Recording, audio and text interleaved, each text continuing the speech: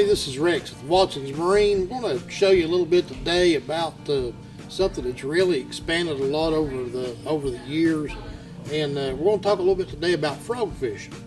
And frog fishing kind of got its start on, from what I understand, down on the Lake Guntersville area, and somebody years ago figured out a similar type bait and that you could fish on top of grass mats. And when this happened, there was really no effective way to fish some of those grass mats. And then the first early versions of this type bait, when they hit the market, it changed grass fishing forever. And they kind of became a grass fishing favorite. I mean, just something that was just automatic when you fished grass lakes with matted grass, just something that's just second nature. But then several fishermen, and I believe Dean Rojas was one of the first ones that got to using this type bait in other applications other than grass, and really perfected it and won a lot of tournaments, won a lot of money doing it. But frog fishing, it's a fun way to catch them. Anytime you're catching a bass, be it a largemouth, smallmouth, spotted bass, when you're catching them on top, it doesn't get a whole lot better than that.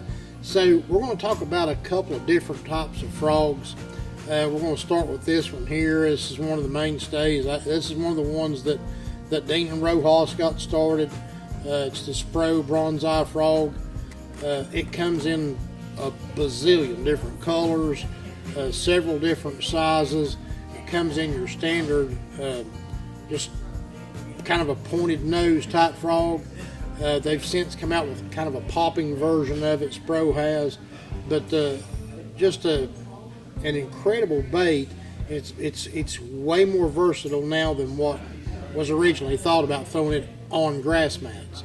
I know Mr. Rojas would throw this thing like under overhanging limbs without the fear of snagging a treble hook on a limb, and really changed frog fishing forever. But grass is still kind of the main deal with frogs, but just like we said, they have expanded so much over the years of different ways you can fish them. Here is more of a popping type frog. You've still got the soft body with the double hooks in it. Excellent bait. There's several different manufacturers of frog baits. These particular two, this first one I talked about, the Spro, the Terminator makes this one.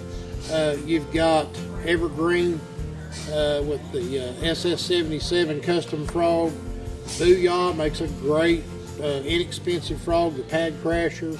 And then you've got Zoom's version of it. Several different manufacturers, several different types of frogs. All of them have their application, all of them will catch fish.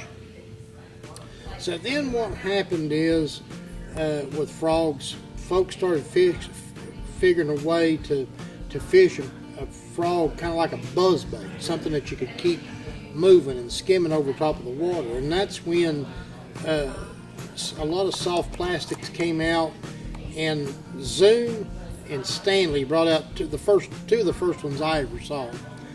Just a frog that you rig yourself. You put a hook in this bait. Usually owner makes probably one of the best hooks for it, with a screw lock on it. Stanley Baits makes a double hook for it that's a great rig on it. But these baits, you can rig them weedless, cast them out, and just wind them. And these little legs will just kick and make just a slight disturbance on the water, and just an incredible little bait. They really catch them. Plus, back to versatility of frogs again, another one of the things you can do with this bait that's changed a lot over the years is, instead of the old skirted type buzz baits, you can thread one of these frogs up on the shank of the hook of a buzz bait. So then you've got even that much more disturbance, more commotion to the water. You've got the tails kicking of this, and you've got the blade turning. So by themselves or trailer on a buzz bait, great little baits. And then kind of last but not least on frogs, this is a brand new one from Spro. but several different companies have come out with this type frog. This is a hollow type frog with a double hook rig, but it's a hybrid. It has the little kicking legs on it.